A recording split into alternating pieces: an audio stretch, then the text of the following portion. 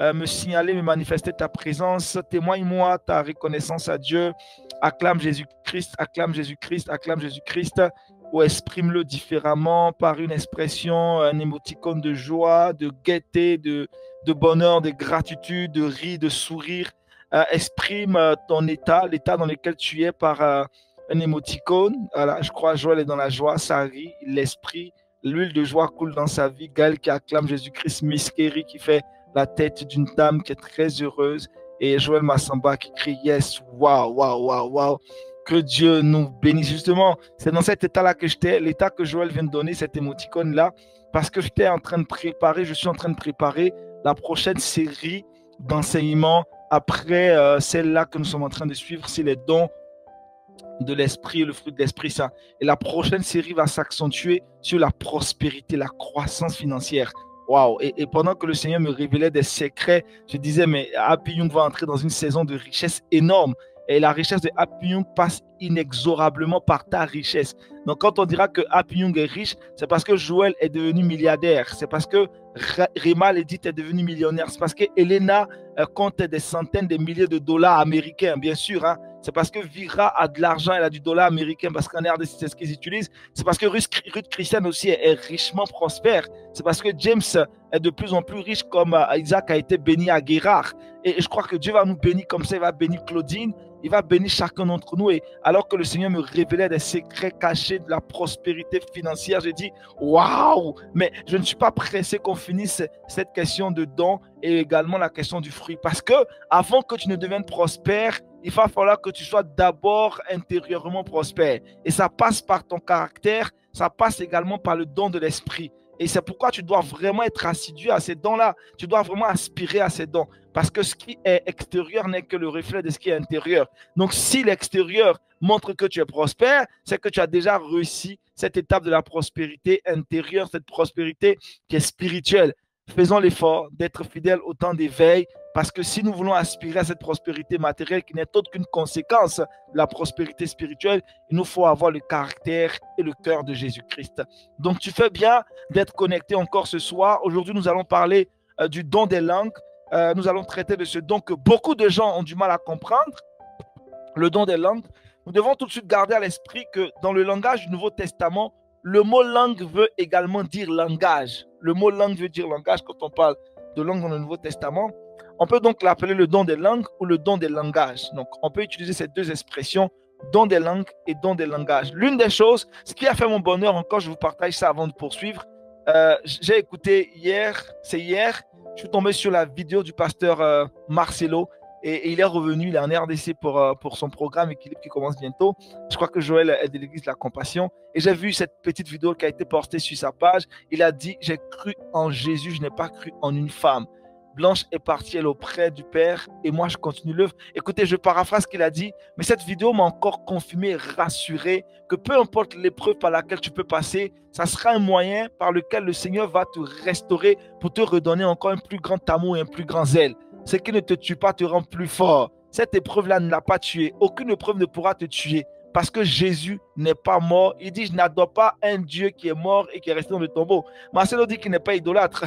Il a raison de le dire. Parce que le Jésus qu'il adorait, et le Jésus qu'il adore est un Jésus qui est vivant. Je vous raconte ce témoignage-là vous le connaissez certainement, de Martin Luther.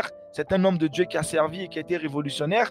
Et cet homme-là, il était un jour triste, très triste, très triste. Et sa femme ne le reconnaissait pas du tout. Elle a vu un homme qui s'est levé le matin, qui était triste, et toute la journée, il faisait une mine qui était très grise. Il n'allait pas du tout bien. Et quand la femme de cet homme a vu que son mari n'allait pas du tout bien, il avait la tête de quelqu'un qui était attristé et désespéré, elle est allée se mettre dans une robe très noire. Elle a porté une robe très noire, elle s'est maquillée vraiment comme elle était dans un état de deuil, de tristesse. Et quand son mari l'a vu, son mari lui a demandé, mais qu'est-ce qui ne va pas? Est-ce qu'on t'a annoncé une mauvaise nouvelle? Elle lui a dit, oui, on m'a annoncé une très mauvaise nouvelle. Jésus est mort, il n'est pas resté, il est resté dans le tombeau, il n'est pas ressuscité le troisième jour. Il dit, mais qu'est-ce que tu racontes? Ce sont des balivernes, tu es en train de blasphémer. Elle dit, si, c'est toi qui viens de me l'apprendre parce que depuis le matin, tu as la tête de quelqu'un qui a appris la nouvelle comme quoi que Jésus est resté dans le tombeau. Parce que si Jésus n'était pas resté dans le tombeau, tu n'aurais pas une telle tête. Est-ce que tu peux dire Amen? La seule raison pour laquelle tu dois rester triste toute ta vie pendant de longues heures, c'est parce que Jésus est resté dans le tombeau. Mais en vrai, il n'est pas resté dans le tombeau. Donc pourquoi tu devrais être triste et malheureux?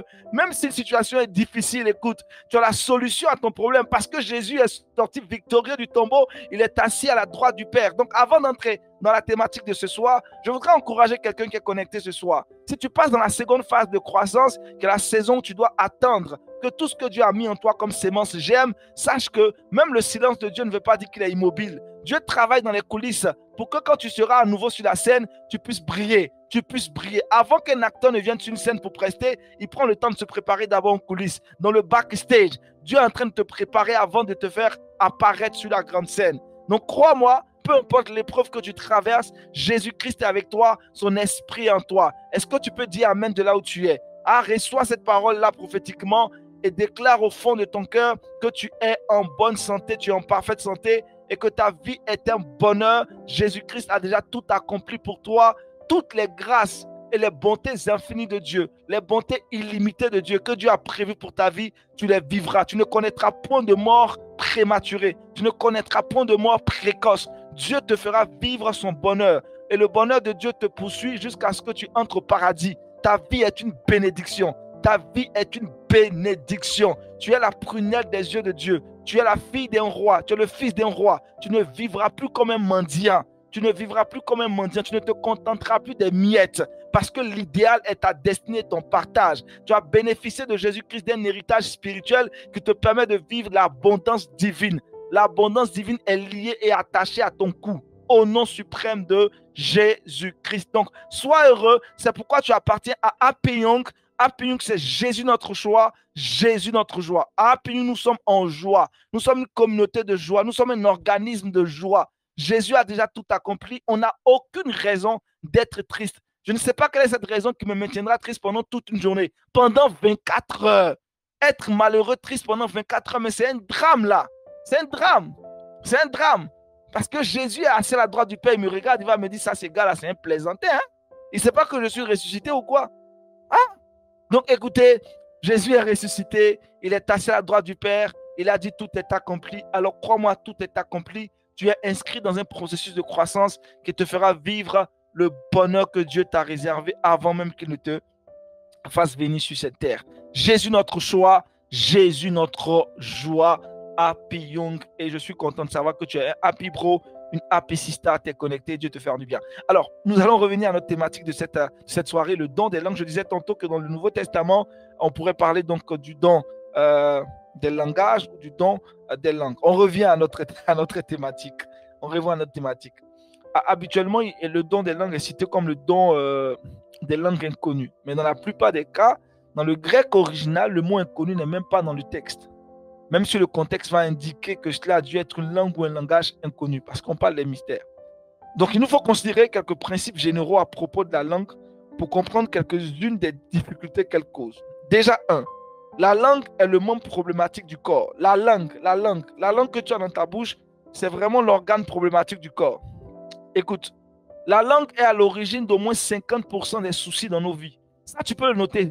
La majorité des problèmes que tu as dans ta vie est causée à 50% par ta langue. Le proverbe, l'Ecclésiaste nous a dit, la vie et la mort sont au pouvoir de la langue. En vrai, même quand tu prends le livre d'Ecclésiaste, la majorité des textes qu'il aborde, je suis en train d'étudier ce livre de sagesse, et dans Proverbe 15, 16, 17, 18 et même 19, il ne fait que parler de la langue, de la langue, de la langue, de la langue, de la langue, de la langue. Et Jacques, l'apôtre Jacques, dans Jacques 3, le verset 8-10, va nous dire, mais la langue, aucun homme ne peut la dompter. Hein? Donc, 50% des soucis que tu as rencontrés jusqu'ici dans ta vie ont été causés par cet organe-là, un membre problématique. La langue est dans ta bouche, entre tes dents, mais son affaire est trop compliquée. Aucun homme ne peut totalement contrôler sa langue. Aucun homme ne peut totalement contrôler sa langue. Pour quel usage la langue nous a été donnée? Pour quel usage ta langue t'a été donnée? Dans les psaumes, David appelle sa langue ma gloire. Dans les psaumes, notre ami, notre grand frère David, le roi David, le King David, il appelle sa langue ma gloire. Pourquoi David appelle sa langue ma gloire? La réponse est que le but suprême de la langue humaine est de glorifier Dieu. Le but pour lequel ta langue t'a été donnée, c'est de glorifier Dieu. C'est la première raison pour laquelle la langue a été placée dans notre bouche. En conséquence, tout usage de la langue qui ne glorifie pas Dieu est un mauvais usage. Basé sur ce principe, je doute que quelqu'un puisse nier que nous nous rendons souvent coupables d'un mauvais usage de notre langue. Le fait est qu'aucun être humain ne peut totalement contrôler l'usage de sa langue. C'est pourquoi nous avons besoin de l'aide surnaturelle du Saint-Esprit pour nous rendre capables d'utiliser correctement notre langue. En Romains 6,13, Paul a dit « Offrez à Dieu vos membres comme des instruments de justice. » Paul l'a dit dans Romains 6,13, « Offrez à Dieu vos membres comme des instruments de justice. » En d'autres termes, nous devons offrir à Dieu tous les membres de notre corps comme des instruments dont il aurait l'usage. Quand on parle d'instruments, pour ceux qui sont instrumentistes, vous allez à l'église, vous voyez, ça sert à quoi un instrument? Un instrument n'a pas de désir, il n'a pas d'intention, il ne réfléchit même pas. C'est l'instrumentiste qui le tape.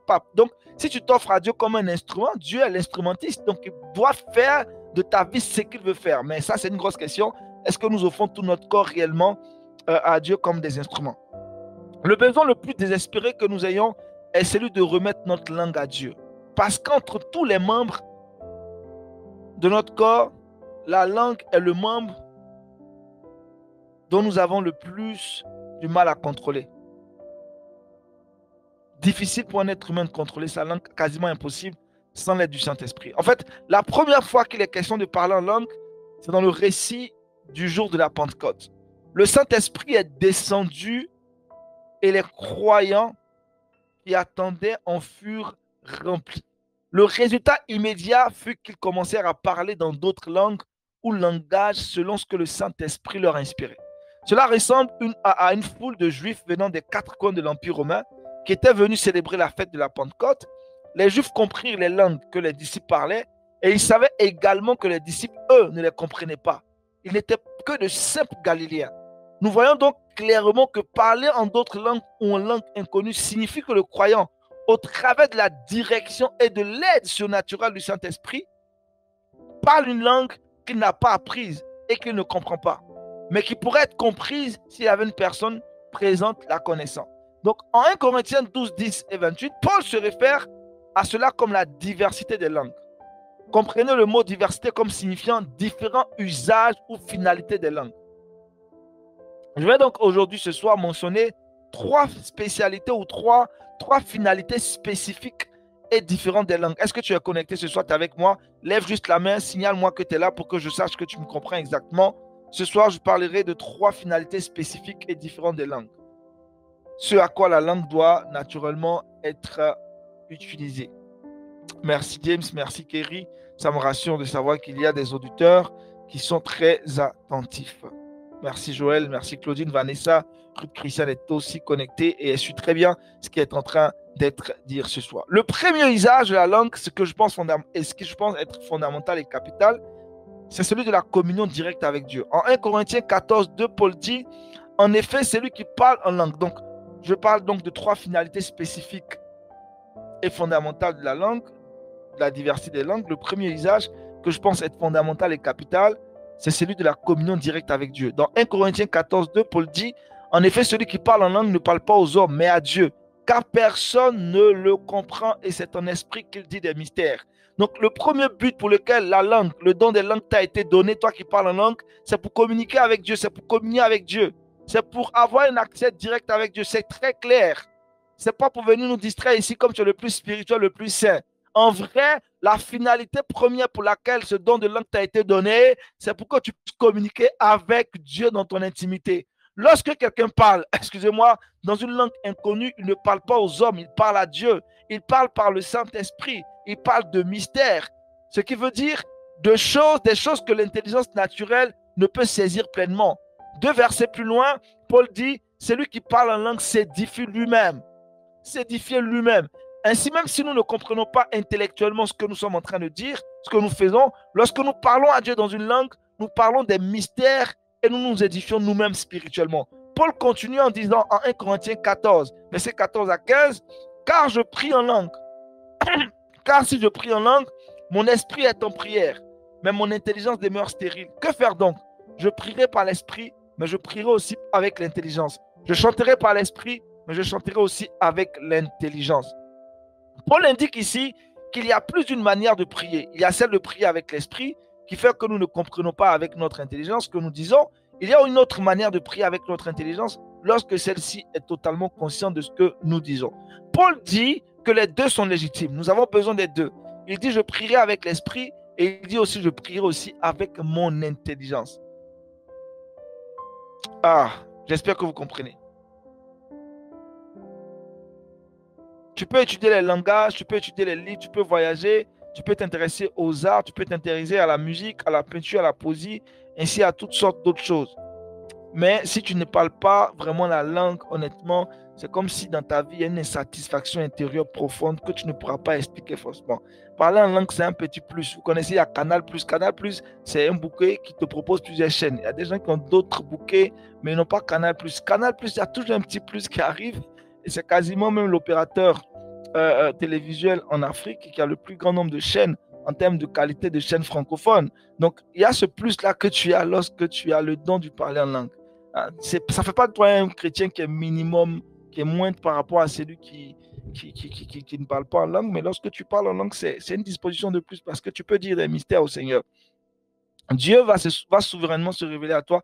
Et je sais que certains, parmi nous, pratiquement tout le monde parle en langue, que ce soit ici. Nous avons la grâce de parler en langue. C'est une grâce de parler en langue. Et lorsque nous avons ce don, nous devons vraiment l'utiliser à bon escient parce que le Seigneur veut nous amener à parler avec lui directement sans qu'il y ait des interférences.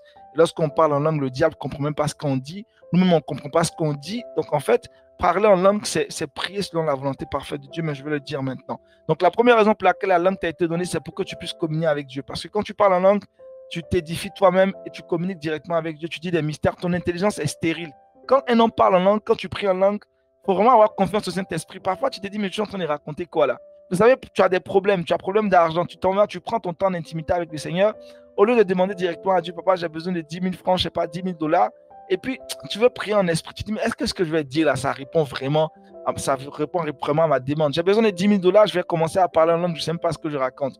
Il faut vraiment avoir confiance au Saint-Esprit pour commencer à parler et prier en langue. Sans la confiance au Saint-Esprit, tu ne vas pas utiliser ces langages-là. Beaucoup ici savent parler en langue, mais ils n'utilisent quasiment pas parce qu'ils n'ont pas confiance au Saint-Esprit. Le deuxième usage ou la dernière sorte de langue, c'est lorsqu'une parole est donnée en public dans une assemblée, dans une langue inconnue et qu'elle est suivie de son interprétation dans une langue connue. Lorsque cela arrive, la combinaison de la parole en langue avec son interprétation équivaut à la pratique de la prophétie. Dans le chapitre, dans le live suivant qu'on va faire, je vous expliquerai c'est quoi exactement l'interprétation des langues. Parce que parfois, on est à l'église, il y a des gens qui parlent en langue, mais il n'y a pas d'interprétation. Souvent, je me dis, mais on ne sait pas ce que tu es en train de nous dire. Tu dis des choses. C'est pourquoi il faut que ça soit tout le temps combiné. L'apôtre Paul a été très clair là-dessus. Normalement, quand quelqu'un parle en langue, il doit avoir une interprétation pour qu'on comprenne ce que Dieu t'a livré comme message. Mais si tu as parlé en langue en public et qu'on n'a pas compris le message, ça reste encore un doute. Rien n'est réellement amélioré. Personne n'a reçu de la part du Seigneur. Lorsque le don du parler en langue est combiné au don de l'interprétation, ça devient une prophétie. Dieu parle au travers de quelqu'un, une autre personne l'interprète. À la limite, tout le monde sait exactement ce que Dieu veut nous dire au travers de cette langue-là. Donc, j'en viens à présent au troisième usage d'une langue inconnue. C'est un usage qui n'est pas très clair pour beaucoup de monde. C'est le fait qu'une langue inconnue puisse être un signe pour les non-croyants. En 1 Corinthiens 14, 22, Paul dit, par conséquent, les langues sont un signe, non pour les croyants, mais pour les non-croyants. Ce verset m'a intrigué. J'ai dit, comment l'apôtre Paul, inspiré par le Seigneur, dit que la langue, le don de langue, est un signe, non pas pour les croyants, mais pour les non-croyants. Remarquons ensemble que les langues sont là pour être un signe pour les non-croyants. Qu'est-ce que cela veut dire? Revenons un instant au jour de la Pentecôte. Que s'est-il passé? Le Saint-Esprit est venu sur les disciples, ils ont été remplis, ils ont commencé à parler des langues qu'ils ne comprenaient pas, des langues inconnues. Mais les incroyants rassemblés là reconnurent les langues. Et ils furent impressionnés en réalisant que ces hommes parlaient ces langues couramment et parfaitement. Des langues qu'eux-mêmes comprenaient, mais que les hommes qui les parlaient ne comprenaient pas. Et donc, par conséquent, leur attention fut attirée et cela les prépara à recevoir le message que Pierre leur prêcha par la suite. Voilà ce que signifient les langues comme un signe pour les non-croyants. C'est inhabituel. Mais ça ne s'est jamais arrêté. Même encore aujourd'hui, nous entendons des témoignages. Je connais un pasteur Patrick Albadero. On aura bientôt même un séminaire avec lui, qui est l'église, qui est le pasteur d'une église Assemblée de Dieu en France. Et je crois c'est ça, il est à Cannes, très belle église à Cannes, en France. Et il m'a expliqué, il me partageait ce témoignage. Un jour, il avait reçu dans son église des Arabes. Il avait reçu des Arabes. Il avait reçu des Arabes. Et pendant qu'il faisait le culte, au cours du culte, le Saint-Esprit, il y a eu la manifestation de l'Esprit. Il a commencé à parler en langue, il parlait en langue, il parlait en langue, il parlait en langue. Et c'était vraiment poussé par l'Esprit. Il n'avait pas l'habitude de le faire, mais ce jour-là, il ne pouvait pas se retenir. Il a parlé en langue. Il ne savait même pas que dans l'assemblée, il y avait des Arabes. Donc, après le culte, le monsieur qui était venu avec sa fille a demandé à le rencontrer, qu'il veut rencontrer le pasteur et tout ça. Donc, il est allé à son bureau, il a discuté avec lui, il dit, ah, mais pasteur, je ne sais pas pourquoi, je suis venu pour la première fois dans votre église et c'est quand même décevant. Moi, je suis déçu de vous. La première fois, je viens dans votre église et vous commencez à exposer ma vie, tout ce que j'ai fait avant de venir, toute ma mauvaise vie, vous commencez à l'exposer, vous parlez comme ça en public. Je suis vraiment choqué. C'est quoi ce comportement-là? On se connaît où? Pourquoi vous comportez de la sorte? Le pasteur était juste étonné. Il dit, mais qu'est-ce que vous racontez, monsieur? Je ne suis pas arabe. Tout ce que j'ai dit, je n'ai même pas compris un seul mot. Le monsieur a commencé à pleurer en même temps. Un musulman qui est venu, qui a été invité par sa fille. Le Seigneur avait tout exposé la vie du monsieur par le pasteur. Mais le pasteur parlait en arabe sans savoir ce qu'il disait. Mais le Seigneur est en train d'interpeller cet homme-là, qui était lui un pécheur, qui avait besoin de l'accepter. Et ce qui s'est passé à la Pentecôte continue encore de se passer aujourd'hui. Je pense que chacun d'entre nous ici a des témoignages dans ce sens-là. Il y a tellement de témoignages où des langues ont été parlées dans des conditions, je te dis, et ces hommes-là, même qui parlaient, ne savaient pas ce qu'ils racontaient, mais il y en avait d'autres qui comprenaient parfaitement. Ils ont été édifiés, ils ont accepté finalement le Seigneur Jésus-Christ. C'est ce qui s'est passé exactement le jour de la Pentecôte, lorsque nos amis ont commencé à parler d'autres langues. Pierre ne savait même pas ce qu'il racontait. Peut-être qu'il parlait le baoulé. Peut-être que... Qu'est-ce que je raconte? Peut-être qu'il parlait le baoulé. Bref, peut-être qu'il parlait une autre langue. Mais ça pouvait arriver comme ça. Vous vous retrouvez en Chine et quelqu'un commence à parler en langue et puis il parle le gouro. Il parle le BT. Un Chinois qui parle le BT en Chine, il parle en langue, mais toi qui es le BT qui arrive, tu vas dire ah! Mais qu'est-ce qu'il est en train de raconter? Zante Balibo. Ça veut dire Zante Balibo en gros, ça veut dire Jésus merci. Tu vas dire ah! Mais ce gars, il est en Chine, il parle gouro. Mais la langue, c'est ça. Donc, toutes les langues que vous parlez, ce sont des langues qui existent. Ça existe dans des patois, dans des dialectes. Ce sont des langues réelles qui existent. Et le Seigneur nous fait dire des mystères et incroyablement, cela vraiment touche le cœur de certaines personnes quand Dieu crée les contextes, il crée les conditions. Donc, ce n'est pas ta langue maternelle, mais il peut t'arriver de parler une langue. Il y a des gens, quand ils parlent langue, le don de langue, tu sais qu'il est en train de parler peut-être la langue des Chypriens, la langue des Arabes. C'est tellement tu entends, tu dis ça là, je sais que j'ai déjà entendu quelque part. Mais tu n'es pas arabe pour comprendre. Il y a des mots qui font sortir, quand tu prends dans le dictionnaire arabe, tu sais que ça vient d'une telle langue. Et c'est extraordinaire. Des gens qui ne sont jamais allés dans un pays arabe, des gens qui ne sont jamais allés dans un pays chinois, ils parlent le mandarin en langue, d'autres ils parlent des langues, ça vient du Swahili, de Lingala. Il y a des gens qui sont en Côte d'Ivoire, ils parlent leur langue, tu as l'impression qu'ils sont congolais. Je les écoute, je dis, toi tu as vécu en RDC ou quoi? Quand tu parles ton langage, j'ai l'impression que tu es un Congolais, un Quinois, mais pourtant tu n'as jamais bougé de la Côte d'Ivoire. Bref, c'est extraordinaire le parler en langue. C'est vraiment des mystères que nous disons. Et c'est pourquoi même nous-mêmes, notre intelligence ne comprend pas. Et en fait, quand tu parles en langue, tu as l'air bête. Tu as l'air vraiment bête. Ton intelligence ne fonctionne plus. L'une des choses qui fait qu'on ne reçoit pas de la part de Dieu, c'est notre raisonnement qui nous tue. Ça, c'est une parenthèse. Le chrétien a la possibilité de se sanctifier à tous les niveaux. Il ne va pas sortir avec les femmes. Il ne boira même pas l'alcool. Il vivra une vie de pureté à tout niveau. Mais la sanctification la plus difficile à faire, c'est la sanctification de notre raison. Parce qu'à cause de la raison, parfois on tue la grâce de Dieu. La grâce de Dieu n'est ni logique, le mystère de Dieu n'est ni logique. Dieu veut nous bénir, mais parce qu'on a peur de nous engager dans les choses spirituelles, à cause de notre raisonnement, on ne fait pas ce que Dieu attend de nous. Le Seigneur t'a donné une arme puissante de parler en langue. Mais quand tu ne comprends pas ce que tu dis, tu trouves que c'est trop lent. Tu préfères prier par ton intelligence. Pourtant, prier en langue, c'est une disposition de plus. Comme je dis, c'est une disposition de plus. C'est comme un bonus que Dieu te donne. C'est un équipement de plus qui te permet de traiter directement avec Dieu. Il n'y a plus d'interférence. Tu parles directement sur la ligne de Dieu. Si tu parlais en français, il y a des mots qui vont t'échapper. Tu n'exprimeras pas forcément tes idées. Lorsque tu parles en langue, il n'y a pas d'erreur. Ton calamasso que tu dis là, c'est parfait, c'est limpide. Il n'y a pas d'erreur orthographique, il n'y a pas d'erreur grammaticale, il n'y a pas d'erreur de conjugaison quand tu parles en langue. Ton langage est pur et clair. Et Dieu comprend avec perfection tout ce que tu dis quand tu parles en langue. Il n'y a pas d'hésitation. Même ton hésitation, ton soupir, ça vient du Saint-Esprit quand tu es disposé à parler en langue. Mais on a tellement peur parfois, ou on fait tellement pas confiance au Saint-Esprit, on se limite à chaque fois et on préfère parler tout le temps de notre intelligence. Ce soir, le Saint-Esprit veut te donner une certaine confiance pour que tu parles puissamment en langue, pour que tu ne te retiennes plus. Quand tu es chez toi à la maison, dans ton intimité, dans ta chambre secrète, ouvre ta bouche et parle en langue. Si tu as reçu de la grâce de Dieu de parler en langue, ne te limite plus. Parle. Au début, quand je parlais en langue, quand j'étais encore tout jeune, j'avais honte parce qu'on parlait en langue n'était pas très fluide. J'avais honte de m'exercer, j'avais honte de parler. Et parfois, je voyais que les gens me regardaient bizarrement. Quand Dieu m'a rappelé comme une fois que ce n'est pas eux qui m'entendent, ce n'est pas eux qui exaucent ma prière, j'ai dit, mais ces gens-là même là, est-ce que c'est à eux que je parle? Ils n'ont pas besoin de comprendre ce que je dis. C'est le meilleur moyen de parler à Dieu et puis de savoir, j'ai commencé à pratiquer. Que ça soit bon, que ça soit difficile, que ça soit facile à entendre, que ça soit fluide, que ça soit chic, ça ne m'intéresse plus. Je parle en langue, que ça soit bon ou pas, que ça soit doux à entendre, ce n'est pas ton problème. Je suis en train de parler à mon Père. Et je voudrais que tu comprennes ça ce soir. C'est une grâce que nous avons de pouvoir parler en langue. Si Dieu t'a fait la grâce de parler en langue, exploite ce parler en langue dans ton intimité avec lui. Exploite ce parler en langue dans ton intimité avec le Saint-Esprit. Parfois, tu dormiras la nuit, le Saint-Esprit te réveillera de prier. Prie en langue. Les prières en langue ont une très grande efficacité. Grande efficacité dans ce sens où tu t'adresses directement à Dieu. Nous avons vu les 3 usages de la langue, ce à quoi la langue est destinée, mais tu dois comprendre que le parler en langue va développer encore plus ta soif de voir des choses de Dieu se réaliser. Parce que quand tu parles en langue, c'est Dieu même qui prie selon ce qu'il attend de toi, selon ce qu'il veut faire au travers de ta vie. Tes besoins ou tes intérêts personnels, parfois Dieu les met à côté. Parfois, tu ne sais même pas quoi demander. La Bible dit on ne sait même pas quoi demander. C'est le Saint-Esprit qui nous aide à formuler des prières par des soupirs qui sont inexprimables. Donc, laisse le Saint-Esprit utiliser. C'est la langue du ciel.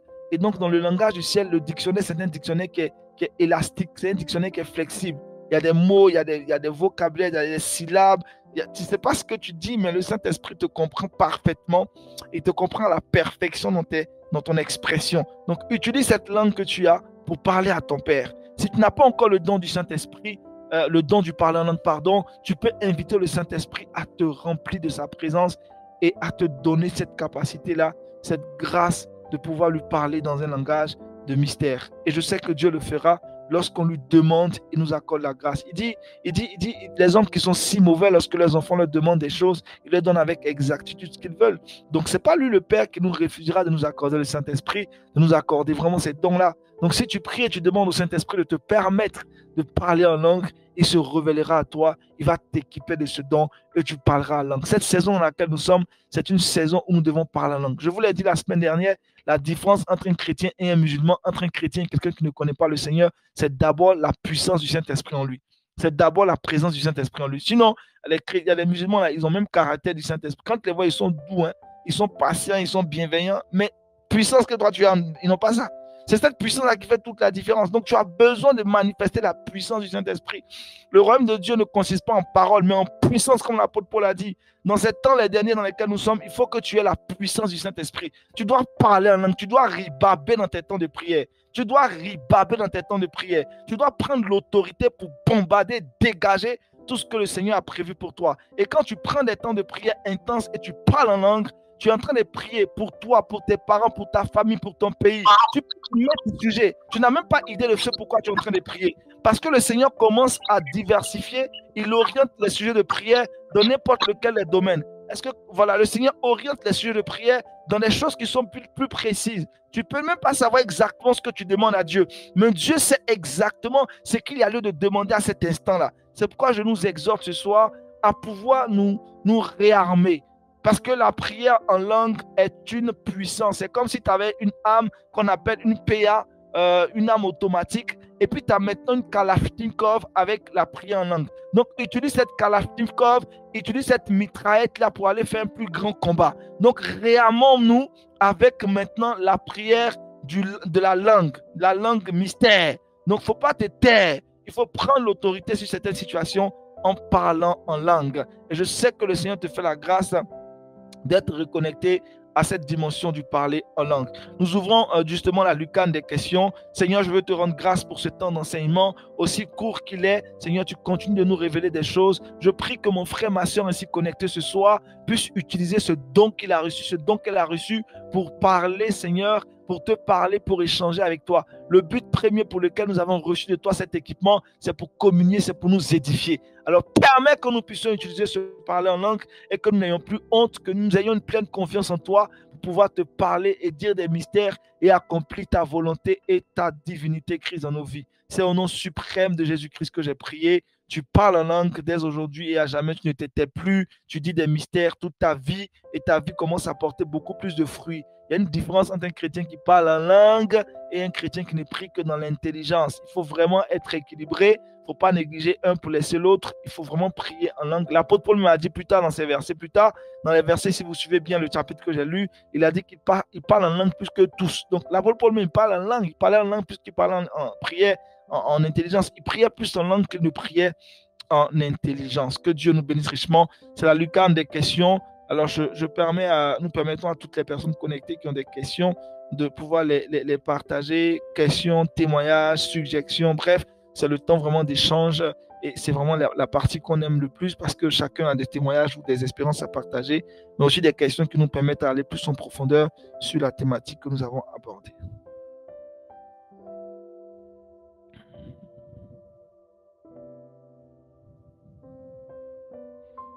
Peut-on recevoir le Saint-Esprit sans pouvoir parler des langues nouvelles? Oui, ça c'est un fait. Il y a beaucoup qui ont reçu le Saint-Esprit sans pour autant parler en langue. C'est la grâce de Dieu. Comme on l'a dit, c'est un don. C'est pas établi de façon formelle que lorsque tu reçois le Saint-Esprit, tu dois forcément parler en langue. Dans beaucoup d'assemblées, il y a eu à l'époque cette hérésie et ce mensonge-là qui faisait croire que lorsque tu reçois le Saint-Esprit, tu dois automatiquement parler en langue. C'est vraiment le signe phare que tu es rempli du Saint-Esprit. Ça crée beaucoup de frustration, ça crée beaucoup de déception, de désolation, et même encore de personnes ont rétrogradé parce qu'elles se sont senties diminuées. Ce n'est pas ce que la Bible a dit. Ce n'est pas ce que la Bible dit. Donc en réalité, on peut recevoir le Saint-Esprit sans pour autant parler de nouvelles langues. Dieu fait la grâce à qui il veut. C'est pourquoi il faut prier, demander au Seigneur, donne-moi ce don. On l'a dit, c'est un don.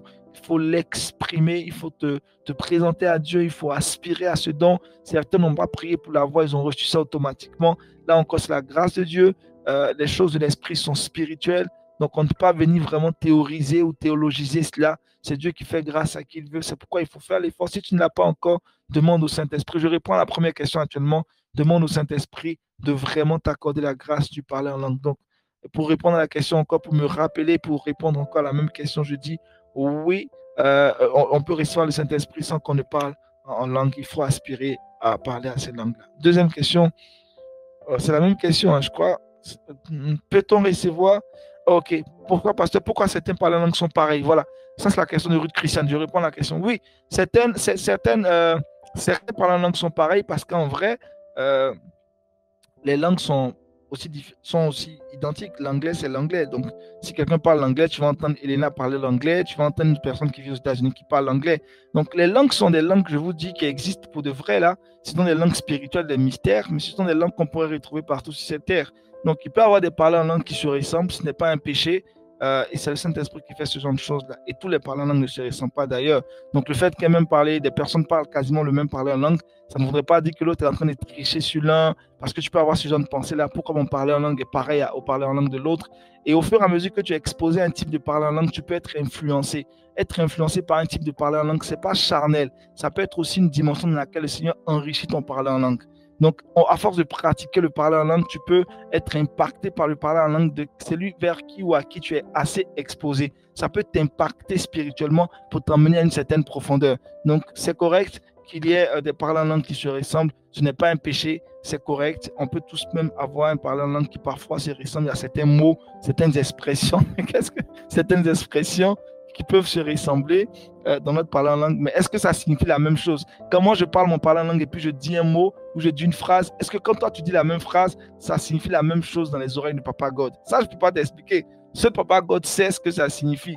On peut prier on peut parler en langue le même jour, on a pratiquement le même parler en langue, mais on a des résultats totalement différents. Donc, tu as l'exaucement de ton sujet de prière, j'ai l'exaucement de mon sujet de prière. Pourtant, on a deux sujets différents. On a deux parlers en langue qui sont quasiment identiques, mais les exaucements de nos sujets de prière sont totalement différents. C'est Dieu qui fait ces mystères. Donc, on dit des mystères lorsqu'on parle en langue. Donc, il est possible qu'on ait des parlers en langue qui se ressemblent. Est-ce qu'on doit écrire le parler en langue? Le parler en langue ne doit pas forcément s'écrire. Le parler en langue, le parler, c'est un don du parler. Je l'ai dit tout de suite, c'est les dons vocaux. Si tu suivais l'introduction des dons de langue, j'ai dit, je pense que ceux qui sont très, très assidus, peut-être que tu as manqué de le savoir, j'ai catégorisé les différents dons et ça, nous sommes dans les dons vocaux, les dons où il faut forcément ouvrir la bouche pour parler. Un muet, ou je dirais quoi, c'est ça, un muet ne peut pas parler en langue. Quelqu'un qui ne parle pas ne peut pas parler en langue. Si ta bouche est fermée, tu ne peux pas parler en langue. C'est comme tu dis que tu es un anglophone, mais l'anglais, ça se parle. Ça se parle. Pour que tu discutes avec quelqu'un, tu converses avec quelqu'un, ça demande que tu puisses. On n'a pas parlé de communication, on parle de communication verbale. Le parler en langue est dans une communication verbale. C'est une communication verbale. En communication, la communication non verbale et la communication verbale. Et lorsqu'on parle à Dieu, dans la communication verbale avec Dieu, le parler en langue s'impose comme le meilleur langage par lequel Dieu nous comprend. Donc, on ne peut pas écrire le parler en langue. Je ne sais pas comment tu vas l'écrire. Tu vas l'écrire comment? Mais il faut qu'on parle. C'est un don de parole. C'est un don de parole. Donc, le parler en langue, ça se parle. La peur, la honte est le premier élément qui empêche ce charisme de s'exprimer. Comment vaincre? Pour vaincre la peur du parler en langue, il faut se faire enseigner. Il faut écouter les enseignements sur le parler en langue, comme ce que tu es en train de faire maintenant. Quand tu comprends la puissance et la portée du parler en langue, cette peur-là va disparaître. La Bible dit, mon peuple périt faute de connaissance. Donc, le manque de connaissance dans un domaine va créer une obscurité des ténèbres. On ne chasse pas les ténèbres en prenant la main pour dire quitte-la, vas-y. On chasse les ténèbres en allumant la lumière. La lumière est synonyme de la connaissance. La lumière est synonyme de la sagesse. Donc, quand tu découvres des secrets d'un domaine, tes yeux vont s'illuminer. Tu es éclairé sur ce sujet et du coup, cette peur-là va disparaître. Nous avons reçu de la part de Dieu gratuitement ce don-là. Nous devons l'exprimer avec beaucoup de reconnaissance. Le parler en langue est une grâce. Le parler en langue est une grâce. Et donc, quand tu comprends que Dieu te permet de lui parler directement et que ça t'édifie toi, et puis tu dis directement des choses, tu pries avec exactitude selon les besoins de Dieu, tu as cette révélation du parler en langue, tu ne vas plus t'empêcher de parler en langue. Tu n'auras plus peur. Donc, la peur et la honte disparaissent par l'enseignement, la compréhension et la connaissance qu'on a de la chose qu'on veut exprimer. J'espère que je me fais comprendre si mes réponses ne sont pas assez claires. Relancez-moi là-dessus. Le parler en langue, chanter en langue entre dans le même registre.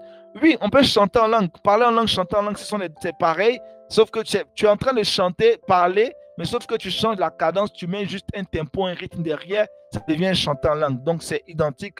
Parler en langue ou chanter en langue, tu dis les mêmes choses. Devons-nous parler en langue pendant le culte quand on dirige, pendant que le préside, alors que la Bible dit que celui qui parle. Honnêtement, bibliquement parlant et théologiquement parlant, ce n'est pas à faire. La Bible nous déconseille de pouvoir parler en langue lorsqu'on est en train de présider ou diriger. Si l'atmosphère ne s'y prête pas, si nous ne sommes pas dans un contexte où c'est un temps d'intercession, où le modérateur poussé par l'esprit, où le contexte même c'était prévu par la réunion, je veux dire, vous allez à une réunion d'intercession, vous êtes conscient que vous partez pour prier, faire des mystères, dire des mystères. Ok, dans ce contexte-là, le dirigeant, le modérateur a déjà reçu la caution ou le mandat de pouvoir dire on peut prier en langue. De façon classique, lorsqu'on est en assemblée et qu'on dirige, il faut vraiment se retenir, s'abstenir de parler en langue. Parce que tu dis des mystères, tu parles à Dieu. S'il n'y a pas quelqu'un dans l'assemblée qui peut interpréter, ça ne sert à rien de prendre le micro pendant que tu diriges. Aujourd'hui, tu commences à diriger, tu commences à parler en langue. Dans l'ouvrage que j'ai écrit, L'art de diriger un culte, j'ai invité les dirigeants à être modestes. Même si tu es le dirigeant le plus loin au monde, s'il te plaît, quand tu diriges dans une assemblée, fais l'effort de limiter au maximum ton parler en langue. Ça ne fera pas de toi un homme moins spirituel. Ça ne fera pas de toi un homme moins spirituel. Non, on est dans une assemblée, il y a des gens qui viennent d'arriver le même jour. Si tu n'es pas poussé par l'esprit, tu n'es pas convaincu que quelqu'un peut interpréter ce que tu es en train de dire, ça ne sert à rien. Il y a des gens qui sont arrivés à l'église, le même jour, ils ont été déçus parce qu'en réalité, ces gens-là qui dirigeaient, pas poussés par l'esprit, mais parce qu'ils avaient une capacité de parler en langue, ils ont commencé à utiliser la langue. Il y a des gens qui vont à l'église, ils sont bilingues, ils sont trilingues, ils sont polyglottes. Pourquoi ils ne parlent pas leur langue qu'ils savent parler, puis ils parlent le langage du français? Ils peuvent parler l'anglais, ils peuvent parler le mandarin ou peut-être parler l'espagnol. Mais il sait que l'assemblée où il se retrouve, c'est une assemblée où il peut parler naturellement le français, tout le monde comprendra. Quand on va à l'église, c'est pour se faire comprendre, c'est pour communier et communier avec Dieu et avec les frères et sœurs qui sont là. Donc, tu es en train de prier pour nous, tu commences à parler en langue, c'est pas ce que tu es en train de dire à Dieu nous concernant. Non, ça c'est dangereux s'il n'y a pas d'interprétation. Donc, la sagesse voudrait que lorsqu'on est en assemblée, on fasse l'effort quand même de pouvoir nous comprendre et cela passe par la modestie. Ça passe par la modestie de pouvoir parler vraiment le langage que tout le monde comprend. J'espère que je me suis fait comprendre aussi. Question 7. Est-ce que parler en langue a des dimensions? Parce qu'il m'arrive des fois d'entendre en français ce que je parle en langue, mais des fois je n'entends pas. Est-ce normal? Exactement. Lorsque tu parles en langue, Dieu peut te faire la grâce d'entendre, de comprendre ce que tu es en train de dire. La grâce, ça c'est le don d'interprétation. Prie, c'est Ruth Coët qui pose la question. Prie pour que Dieu te donne encore cette capacité de bien comprendre. C'est un don d'interprétation. C'est le don. C'est pourquoi je dis, la semaine prochaine, notre live va terminer. On va terminer avec cette dernière partie. On parlera du don d'interprétation des langues. Donc, Dieu nous a fait la grâce d'avoir une langue mystérieuse, mais nous a aussi permis d'avoir dans notre assemblée, au sein de notre assemblée, ou même nous qui parlons langue, on peut avoir la capacité également de l'interprétation. Donc, c'est une grâce d'interprétation. Donc, demande au Saint-Esprit de t'aider à aller plus en profondeur dans l'exercice et dans le don de l'interprétation de ce que tu as déjà. Est-ce que le fait que ton parler en langue change veut dire que tu grandis spirituellement? Ça veut dire que tu es en train d'entrer dans une diversité de langues. Diversité de langues, c'est-à-dire que Dieu est en train de te remplir encore avec d'autres langues. Donc, tu peux parler une langue, tu es limité, tu parles une seule langue, c'est la même chose que tu répètes pendant de nombreuses années. Et puis, au fur et à mesure que tu rentres dans la profondeur, le Seigneur commence à multiplier maintenant ta langue et multiplie les langues que tu parles. Donc, tu rentres dans une grâce de diversité de langues. Donc, pour répondre à la question des Mato Vanessa, la question 7, c'est une diversité de langues. Donc, tu dois continuer à demander au Saint-Esprit de t'aider à aller encore au-delà. C'est une grâce que Dieu fait à certaines personnes qui ont plusieurs langages. Quand ils parlent leur langue, ce n'est pas pareil. Il peut parler aujourd'hui, demain, ça change. C'est une grâce. Là encore, je dis, la question du don spirituel, c'est une question de grâce. Mais il faut aspirer. Nous devons aspirer aux dons les meilleurs et Dieu nous fera la grâce de les avoir. Donc, aspirons aux dons les meilleurs et Dieu nous équipera pour parler plusieurs langues. Pendant longtemps, moi, je ne suis pas gêné. Mon langage, je parle une seule langue. Mon langage n'est pas encore diversifié. Je continue pour que le Seigneur m'accorde la grâce. Mais quand je parle mon langage, ma langue, elle est vraiment, on va dire, c'est la même chose qui revient à maintes reprises. Je prie pour avoir la diversité des langues. Donc, si tu as la diversité des langues, c'est une grâce. Continue et demande au Saint-Esprit de te remplir encore. On est là, on aspire tous à avoir cette diversité des langues. Donc, Dieu t'a fait cette grâce. Continue et puis avance vraiment dans cette grâce-là. Comment se fait-il qu'avec la pratique de la langue, on sent que les langues changent avec le temps? Exactement, James, comme je disais tantôt, plus tu pratiques, plus tu exerces, Dieu te fait la grâce. C'est comme quand tu vas en salle de sport, au fur et à mesure que tes muscles vont commencer à s'habituer à soulever des haltères de 25 kg, au bout d'un certain temps, tu seras à même de soulever 30 kg, après 40 kg, après 50 kg, après 70 kg, après 90 kg. Je crois que j'ai suivi les JO, les Jeux Olympiques. Il y a une jeune demoiselle qui fait 160, elle pèse 171 kg, mais elle soulève des haltères de 150 kg. Ça m'a juste choqué. Elle n'est même pas grande, elle n'est pas grosse, elle soulève des poids qui sont plus élevés qu'elle. J'ai dit, vous comprenez? Parce qu'elle a eu le temps de pratiquer. Donc, ses muscles sont développés pour soulever des haltères qui sont supérieurs à sa taille, qui sont supérieurs à son poids, pardon. Donc, quand vous prenez le temps d'investir des heures et des heures dans le parler en langue, le Seigneur, dans sa grâce infinie, vous visitera. Le Seigneur, dans sa grâce, il reste souverain. Le Seigneur, dans sa grâce et dans sa souveraineté, vous visitera et vous accordera la diversité de langues. Donc, plus tu pratiques une langue, plus tu deviens expert en cette langue. Un enfant qui naît en France, qui parle la langue française, 10 ans après, 20 ans après, vous l'emmenez en Chine et vous lui demandez de parler le même jour le mandarin, il va à l'école, il ne parle pas le mandarin. Mais ce même enfant-là, même si ses parents sont français, vous le faites, il naît en France, mais il va vivre en Chine toutes ses premières années, mais il ne parlera que le mandarin. Pourquoi? Parce qu'il a grandi dans une culture de mandarin. Donc, si vous êtes en train de pratiquer votre langue tous les jours, vous pratiquez votre langue, vous allez grandir dans l'exercice. Et c'est évident que, comme j'aime à le dire, le secret de l'habileté repose dans la répétition, ou le secret de l'expertise se trouve dans l'entraînement. Donc, au fur et à mesure que vous exercez, que vous répétez, vous continuez à parler, vous allez grandir dans la profondeur. Et c'est comme ça que vous aurez d'autres langues et le Seigneur vous utilisera encore puissamment. Donc, tantôt, il faut qu'on prenne le temps de nous exercer à parler en langue, de parler en langue, de parler en langue. Quelqu'un qui veut pratiquer son anglais ou son français, qui n'est pas bilingue, qui n'est pas forcément natif d'un pays, quand il fait une immersion dans un pays pour apprendre, c'est encore plus facile pour lui parce que c'est ce qu'il entend tout le temps. Donc, si vous vous exposez qu'à ça, vous parlez plus la langue, c'est évident que cette langue-là va se développer. Vous allez avoir d'autres aptitudes, d'autres automatismes. Votre vocabulaire va s'enrichir selon la grâce et la souveraineté que Dieu vous fera. Donc, continuons de parler en langue, ne nous limitons pas. Que Dieu nous bénisse. Est-ce qu'il y a d'autres questions? Est-ce qu'il y a d'autres questions? Ok, je pense qu'il y a un témoignage. Le vendredi dernier, nous avions eu une soirée des entrepreneurs à l'église avec le pasteur Alouafo.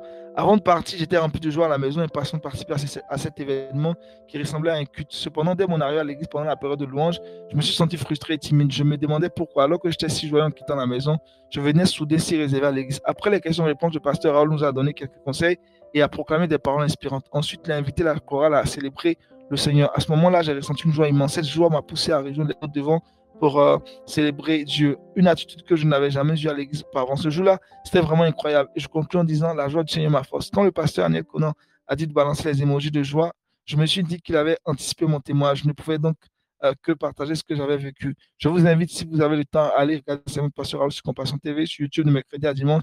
Cela nous permettra de mieux comprendre une partie de la nouvelle thématique que le pasteur Aniel Conan a évoquée. Voilà. Donc, c'est extraordinaire. Comme je disais tantôt, après cette partie, nous allons aborder la question de la croissance financière. Et Raoul Wafo est l'une des personnes que j'ai suivies quand j'étais encore à l'université. Et beaucoup de ces principes, moi, je ne les cache pas. C'est un pasteur que j'ai beaucoup suivi. À l'époque, on disait qu'on se ressemblait un tout petit peu. J'ai beaucoup suivi le pasteur quand j'étais encore à la fac. Et ses enseignements m'ont beaucoup aidé, et dans mes finances et dans beaucoup d'autres domaines encore. Donc, je connais la grâce qu'il a reçue. Je l'écoute assez souvent. Et le Seigneur l'utilise puissamment dans le domaine des finances. Il est lui-même un exemple de réussite financièrement. Il fait partie des rares pasteurs qui est arrivé à un niveau de toucher depuis 2007 des milliards. Donc, écoutez, le Seigneur fait grâce et chaque pasteur a reçu une spécificité dans son appel. Donc, il a reçu cette grâce-là dans le domaine des affaires, dans le business.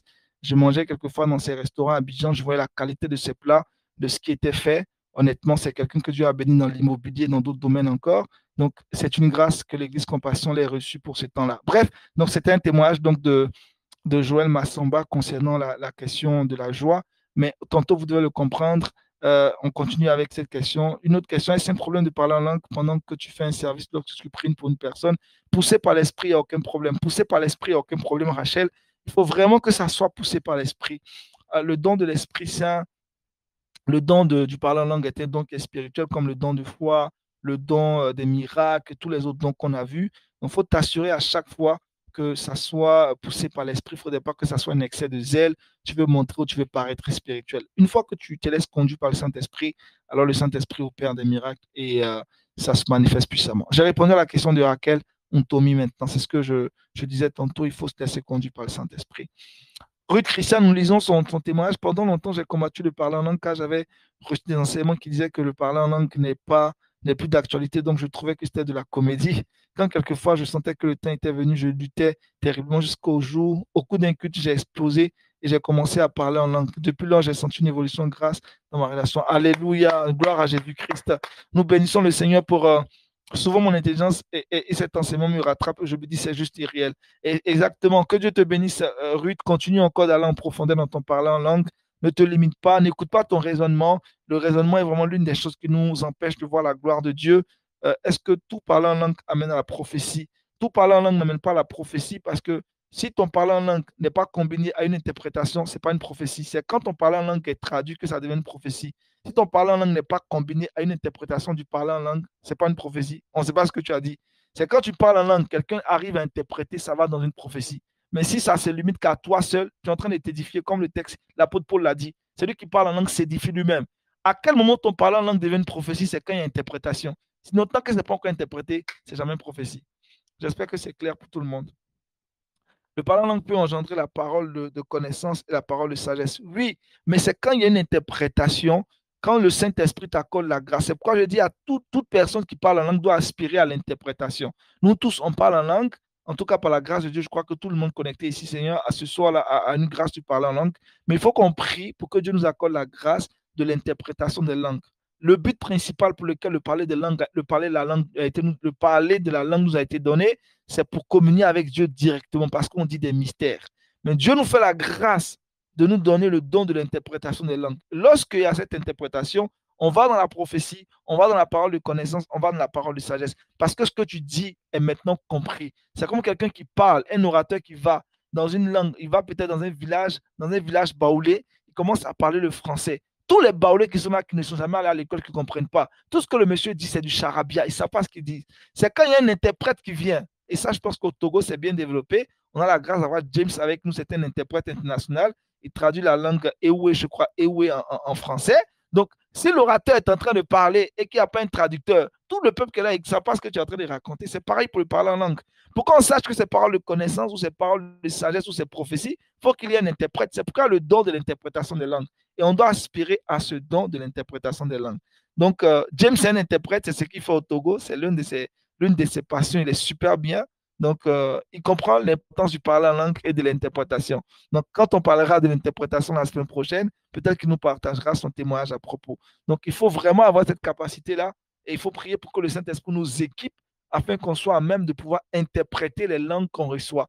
Et lorsqu'on prie pour quelqu'un ou lorsqu'on est en assemblée et que Dieu nous fait la grâce de dire des mystères, il faudrait que quelqu'un dans cette assemblée ait reçu le don de l'interprétation des langues, qu'elle puisse traduire, puisse expliquer, interpréter ce que nous sommes en train de dire. Donc, en substance, pour faire comme les anglophones, so, c'est ce qu'il faut retenir. Est-ce qu'il y a d'autres questions? Est-ce qu'il y a d'autres questions? On va vers la fin. On va vers la fin de notre programme de ce soir. Donc, on finit quasiment, nous sommes en train de finir le chapitre des dons, la semaine prochaine, l'interprétation des dons, et puis on va aborder vraiment l'une des questions les plus épineuses. On parlera du fruit de l'esprit. Il y a des chrétiens qui ont le don de l'esprit, il y a des chrétiens qui font des miracles, il y a des chrétiens qui parlent, qui chantent en langue, il y a des chrétiens qui imposent les mains aux malades, les malades sont guéris. Mais quand tu vois leur caractère, tu es juste dégoûté d'être chrétien. On va parler du fruit de l'esprit. Tu as la puissance, mais est-ce que tu as le caractère? Tu as le don, mais est-ce que tu as le fruit? Il faudrait qu'il y ait un équilibre. Donc, le don, là, c'est Dieu qui le donne, mais le fruit, ça se cultive. On va parler des fruits là bientôt, parce que là, on doit se tirer les oreilles. Le don, tu n'as pas vraiment fait assez d'efforts pour avoir ça. Comme tout à l'heure, le Seigneur peut te donner un don de guérison. Tout de suite, là, tu l'as reçu. Tu n'as même pas prié pour avoir ça. Il y a certains qui naissent et ils ont déjà des dons. Mais quand on parle de fruits de l'esprit, ça demande du travail. Demandez aux agriculteurs, demandez à ceux qui font de la culture, demandez à ceux qui vont au champ. Ils vont vous dire comment on arrive à cultiver le manioc, comment on arrive à cultiver de l'orange. Ils vont vous dire combien de fois ça prend beaucoup de temps. Question 13. Que dites-vous sur ces religions-là qui apprennent aux fidèles de parler en langue?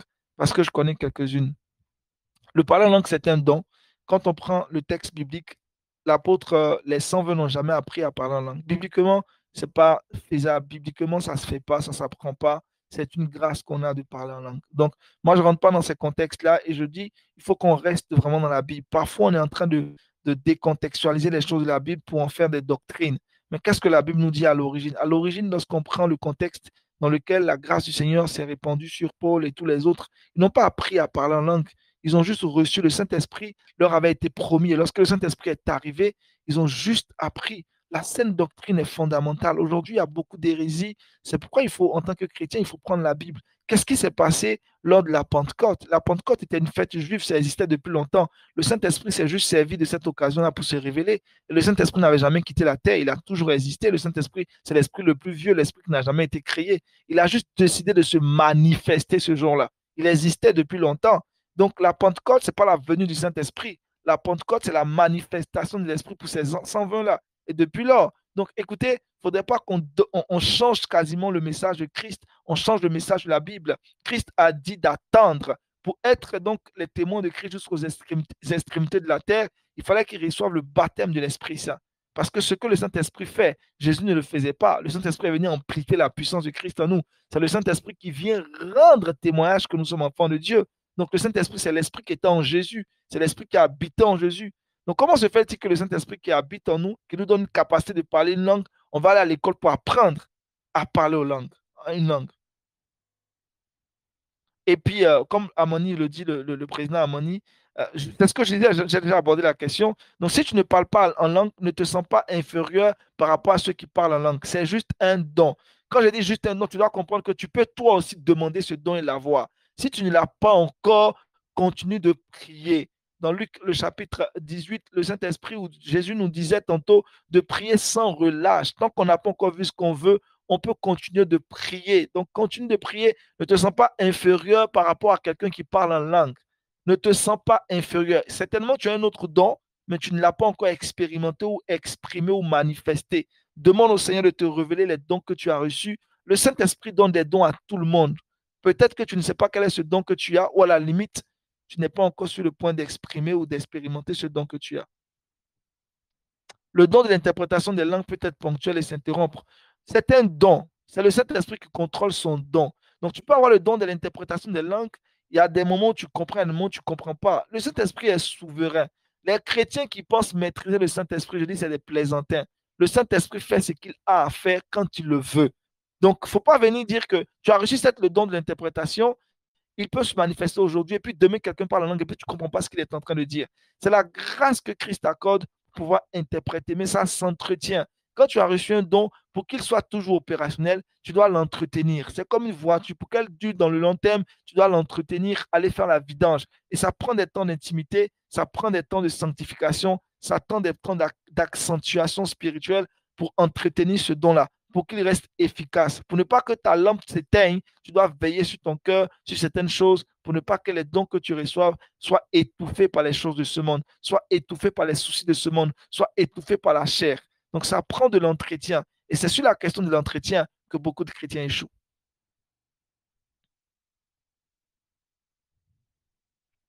Parler en langue n'est pas le signe que nous sommes baptisés dans le Saint-Esprit. C'est l'un des signes, mais ce n'est pas le signe évident. Je dirais pas, ce n'est pas la phrase est correcte que je veux dire.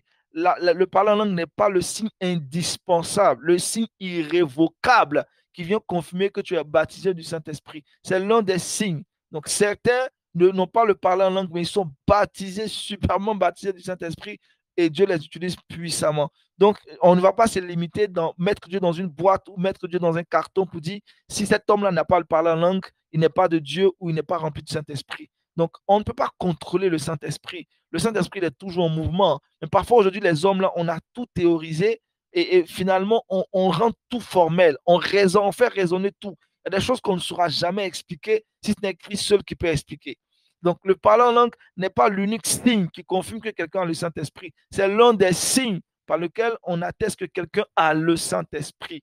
A le Saint-Esprit. Donc, ça ne suffit pas de dire, comme je parle en langue, je suis arrivé à un certain niveau de ma foi chrétienne. C'est encore là une ruse du diable. Parce que là, l'orgueil n'est pas loin et beaucoup commencent à tomber dans la chute lorsqu'ils arrivent à ce niveau-là. Parce que l'orgueil va toujours précéder la chute.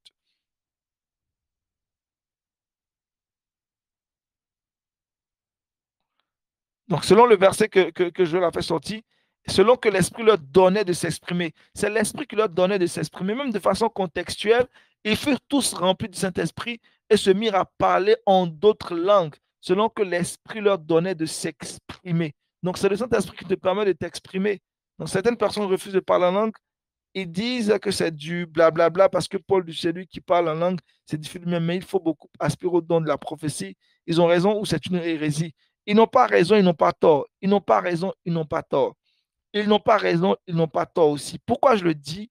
Lorsque vous prenez votre billet d'avion pour un vol, dans le billet d'avion que vous prenez, naturellement, le billet il est complet. Il y a plusieurs options, mais le billet le plus basique va comprendre même votre nourriture dans le vol, dans le trajet que vous allez faire. Quitte à vous, pendant le trajet, de décider de manger ou de ne pas manger. C'est pas, on ne vous impose pas. Quand les hôtesses de l'air circulent là, pour vous donner à manger, tu peux refuser. À maintes reprises, j'ai voyagé où on me donnait de la nourriture et puis j'ai refusé, j'ai dit, bon, j'ai pas envie de manger ça. C'était compris dans mon billet d'avion. La grâce du Seigneur est répandue pour tout le monde. Elle est disponible.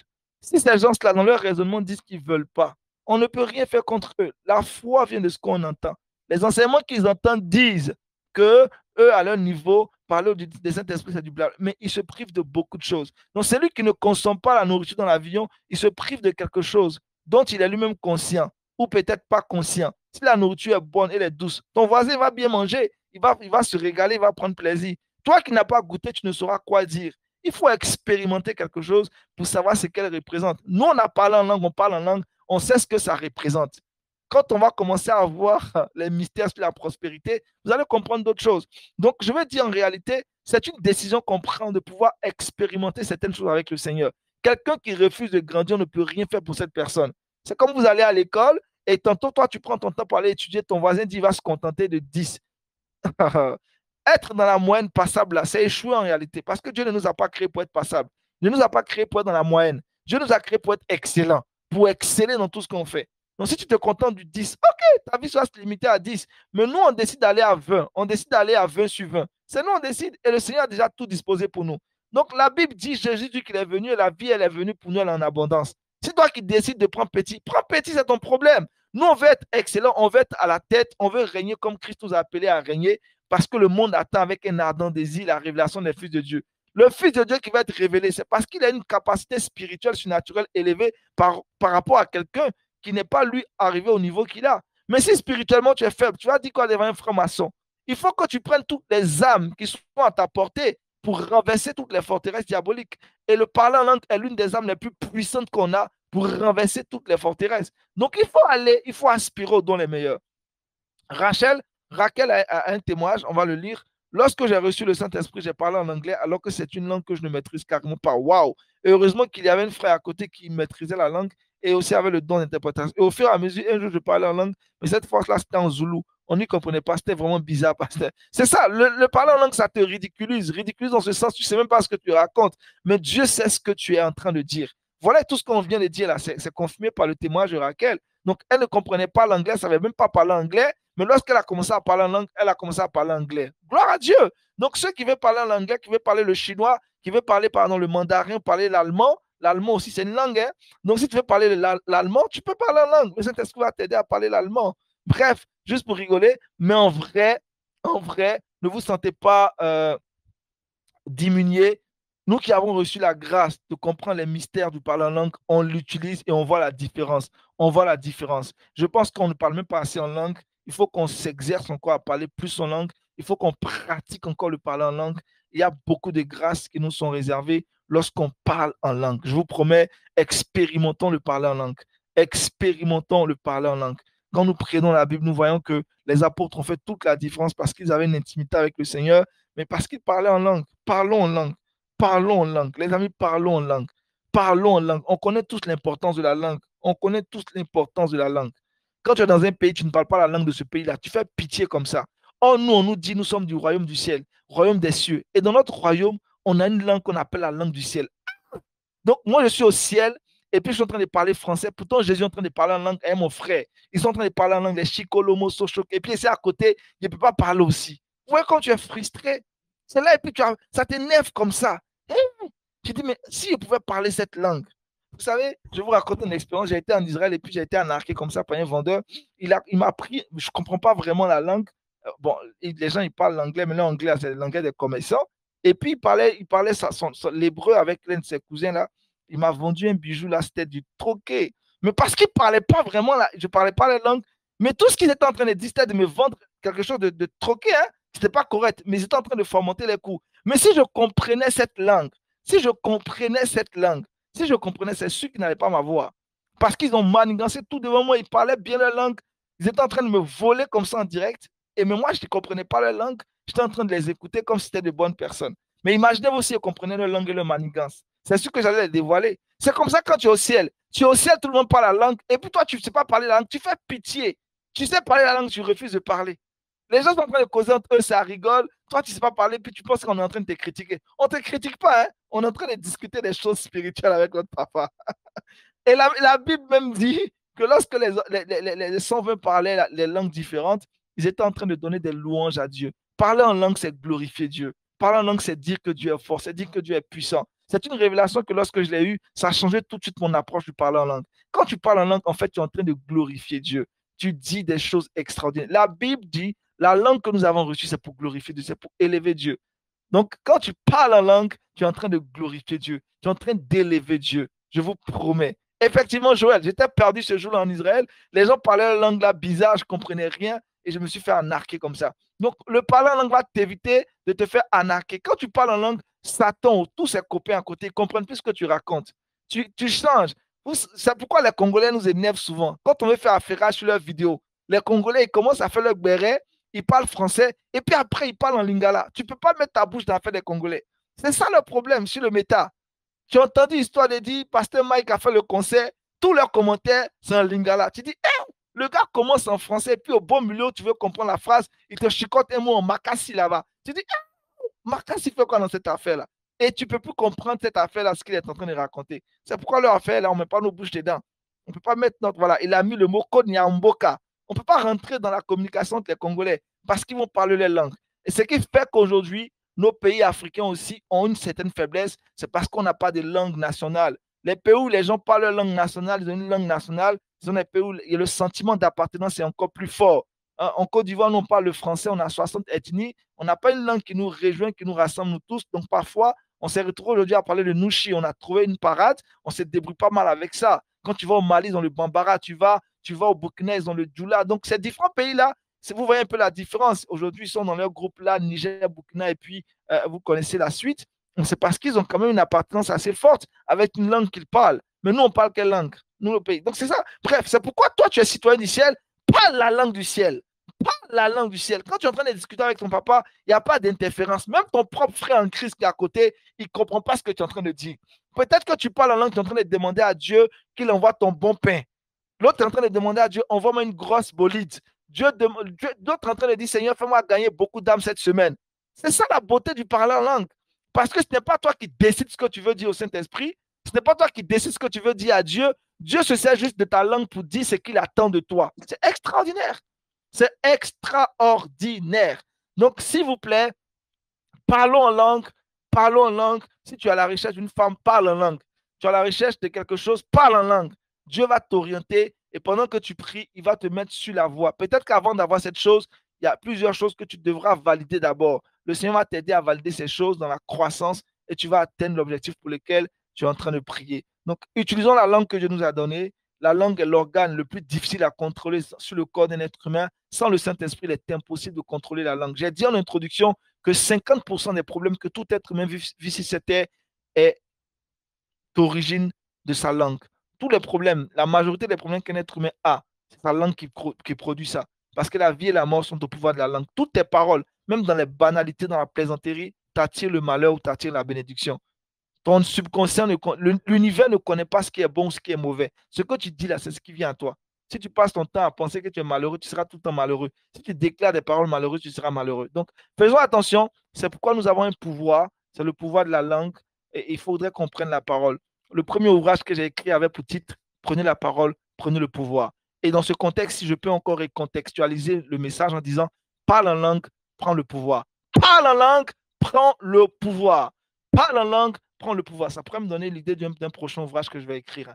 Parle en langue, prends le pouvoir. Je pense que c'est le vrai pouvoir, même se prend par le parler en langue. Donc, si tu parles en langue, tu prends le pouvoir parce que personne d'autre ne peut comprendre ce que tu dis.